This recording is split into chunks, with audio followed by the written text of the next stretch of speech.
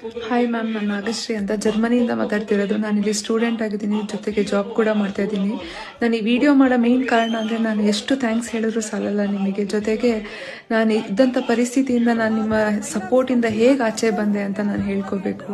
ನನ್ನ ತಂದೆ ಫೈನಾನ್ಸ್ ಅವರ ಕಾಟದಿಂದ ನಮ್ಮ 4 ಜನದ ಲೈಫ್ ಕಳ್ಕೋಬೇಕು ಅಂತ ಡಿಸೈಡ್ ಮಾಡ್ಕೊಂಡ್ವಿ. ಆದರೆ ನನಗೆ ಒಂದೇ ಹೋಪ್ ಇದ್ದಿದ್ದು, ಮ್ಯಾಮ್ ಇದ್ದಾರೆ, ಖಂಡಿತ ಹೆಲ್ಪ್ ಮಾಡ್ತಾರೆ ಅಂತ.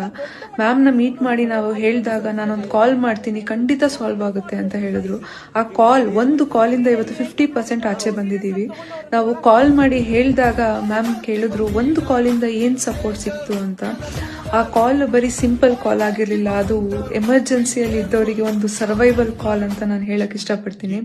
ಇವತ್ತು ಆ ಥರ ಎಷ್ಟೊಂದು ಜನಕ್ಕೆ ಮ್ಯಾಮ್ ವರ್ಡ್ಸ್ ಇನ್ಸ್ಪೈರಿಂಗ್ ಆಗಿದೆ ಮತ್ತೆ ಮೋಟಿವೇಟಿಂಗ್ ಆಗಿದೆ. ಎಷ್ಟೊಂದು ಜನ ನಾವು ಬದುಕದೇ ಇಲ್ಲ ಅನ್ನೋರು ಇವತ್ತು ಚಾಲೆಂಜಸ್ನ ಅಕ್ಸೆಪ್ಟ್ ಮಾಡಿಕೊಂಡು ನಾವು ಬದುಕಬೇಕು, ಮ್ಯಾಮ್ ಥರ ಆಗಬೇಕು ಅಂತ ಇದ್ದಾರೆ. ಬರೀ ಕನ್ನಡದವರೇ ಅಲ್ಲ, ಇಂಡಿಯನ್ಸ್ ಒಬ್ಬರೇ ಅಲ್ಲ, ಇವತ್ತು ಬೇರೆ ಬೇರೆ ದೇಶದಲ್ಲಿರೋರು, ಕನ್ನಡ ಅರ್ಥ ಆಗದಿದ್ದವರು ಕೂಡ ಮ್ಯಾಮ್ ವರ್ಡ್ಸ್ನ ಕೇಳಿ ಅವರ ಲೈಫ್ನ ಬೇರೆ ಶೇಪ್ಗೆ ತಂದ್ಕೊಂಡಿದ್ದಾರೆ. ಬದುಕಿ ತೋರಿಸ್ಬೇಕು ಅನ್ನೋ ಸ್ಪಿರಿಟ್ ಅಲ್ಲಿದ್ದಾರೆ. ಇವತ್ತು ನನ್ನ ಬೆಸ್ಟ್ ಎಕ್ಸಾಂಪಲ್, ನನ್ನ ಆಫೀಸಲ್ಲಿ ನಾನು ಲೈವ್ ವಿಡಿಯೋಸ್ ಹಾಕೊಂಡು ನಾನು ಕೇಳಿಸ್ಕೊತಾ ಇರ್ಬೇಕಾದ್ರೆ ಅವರು ಕೂಡ ಬಂದು ಕೂತ್ಕೋತಾರೆ. ಅವರಿಗೆ ಕನ್ನಡ ಬರಲ್ಲ, ಇಂಗ್ಲಿಷ್ ಕೂಡ ಅರ್ಥ ಆಗಲ್ಲ. ಕಂಪ್ಲೀಟ್ ವಿಡಿಯೋ ಕೂತ್ಕೊಂಡು ಕೇಳಿಸ್ಕೊಂಡು ಆಮೇಲೆ ಹೇಳ್ತಾರೆ, ಟ್ರಾನ್ಸ್ಲೇಟ್ ಮಾಡಿ ನಮಗೆ ಹೇಳು ಅವ್ರಿಗೆ ಏನು ಹೇಳಿದ್ರು ಅಂತ.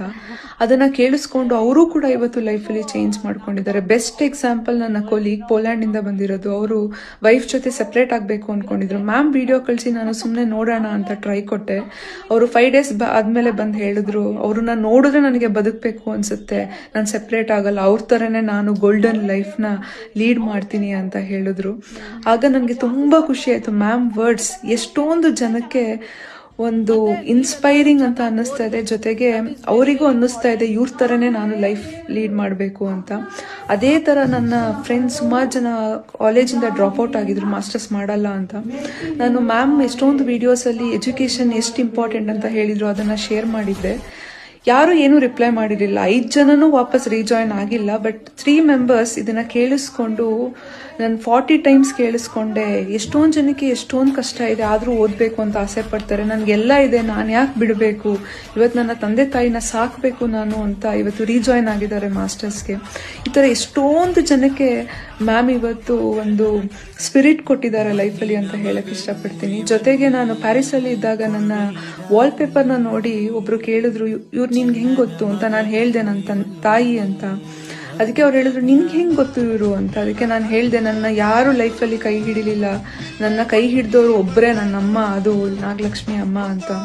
ಇವತ್ತು ಎಷ್ಟೊಂದು ಜನ ಮಕ್ಕಳು ವಾಲ್ಪೇಪರ್ ಮ್ಯಾಮ್ ಆಗಿದ್ದಾರೆ. ಅವರ ಲೈಫ್